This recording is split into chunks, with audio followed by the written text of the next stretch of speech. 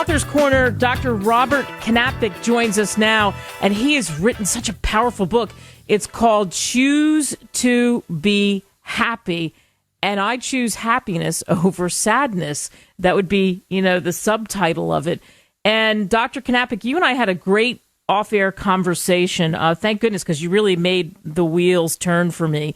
And we're going to get to some things that people can do right away, right now. But there really is, I think, a sense of, sadness or lost, or we're seeing lots of depression out there. Do you feel that in what you're doing? Well, I work in emergency rooms, and I primarily work with children, and I see anywhere from 6 to 10 kids a day that are trying to kill themselves. It's very depressing. The kids are overwhelmed with the stress. We've got just so much pressure, and there's no coping skills or coping mechanisms that they have to use to deal with it. So it's really a sad case right now. And for you, what led you down this road is you went through this, right? Tell us about your story. Yes. Well, I grew up in a middle-class family in Texas and was doing fine. And I was 17 years old, and my father had a heart attack, and had to give him mouth-to-mouth resuscitation, and he passed away, which was not too good. I was just getting close to him.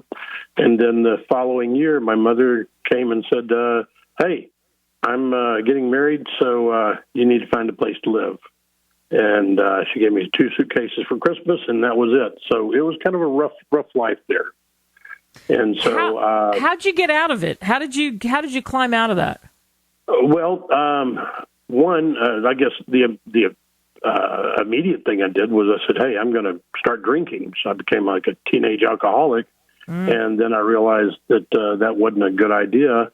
I became an atheist. I was a Catholic, and then I became an atheist. And then I had a coach come and say, Robert, you're going through some rough times. Why don't you look into Christianity? And I said, oh, yeah, there's another Jesus freak and all that. But then I went to a Fellowship of Christian Athletes meeting, met some awesome guys, got lots of support. And next thing you knew, I had my first Bible in my life and read the whole thing that night. And the New Testament, not the Old.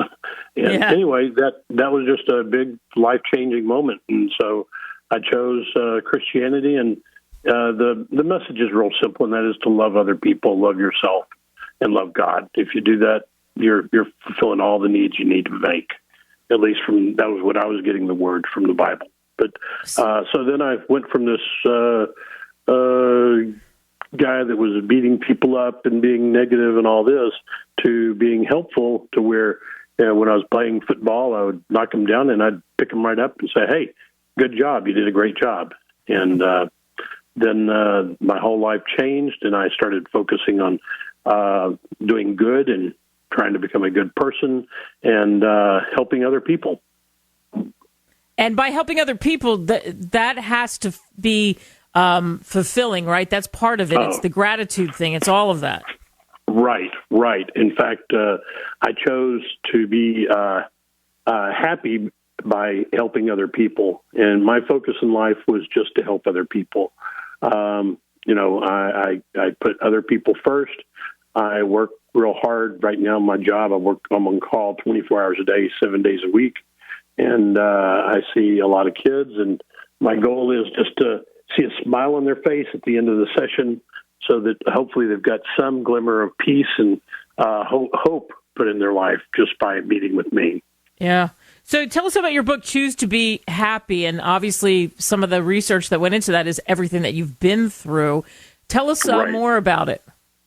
Well, the book is designed to give people tools to deal with life and deal with problems. And so what I've done is through my master's degree in behavioral science, I was able to work with heroin addicts and get them all employed and really turn their life around. I also did a master's in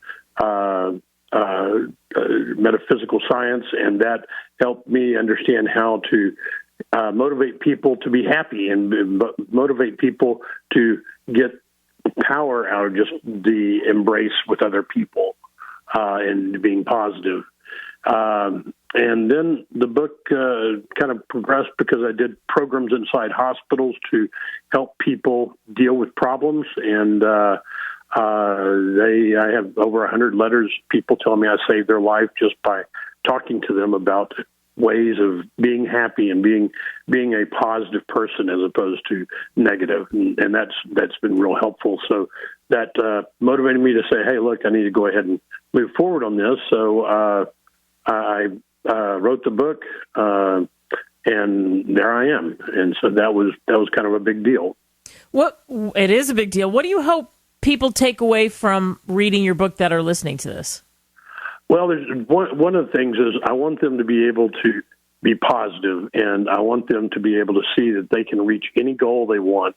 That's the beauty of this. If you just do baby steps and just work on reaching your goals, you're going to be happy.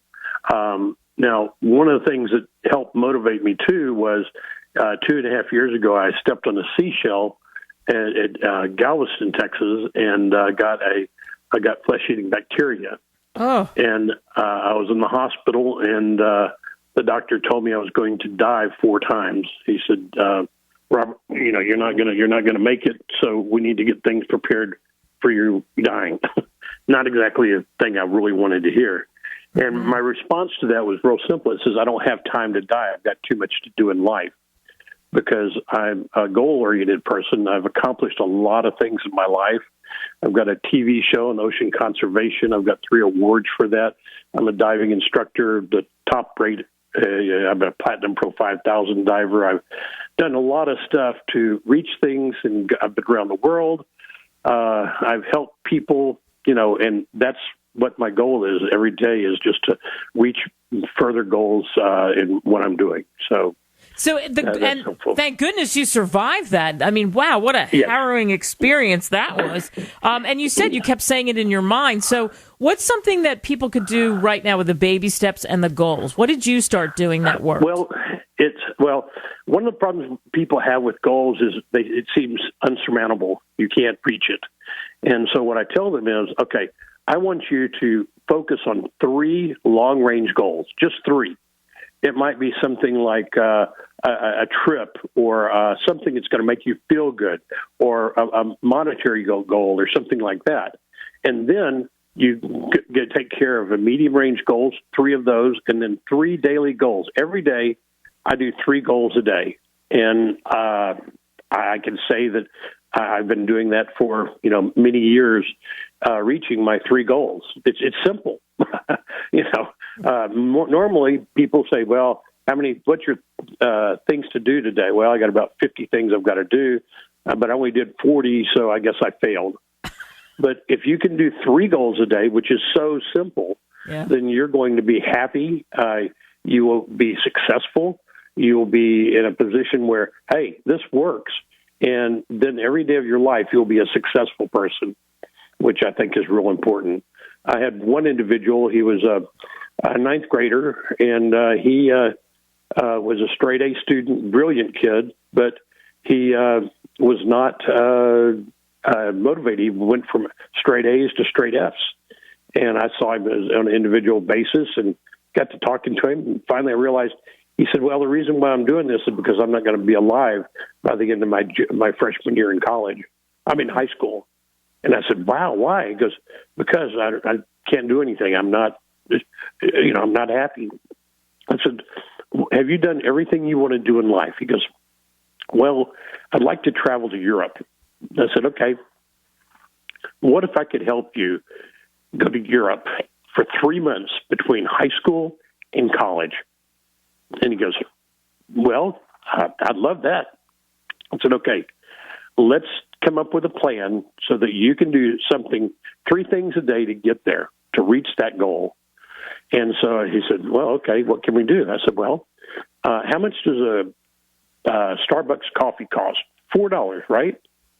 I said, okay, what I want you to do is I want you to go to a friend, a relative, somebody you know, and just say, look, I'm working on some life goals and I need help. Can I buy you $1 McCoffee and let you give me the $3 that will be left over from Starbucks? and he said, hey, that's pretty simple. And so, and he did that. And then he was able to raise in 3 years, oh gosh, it was like $6,000 for his trip to go to Europe.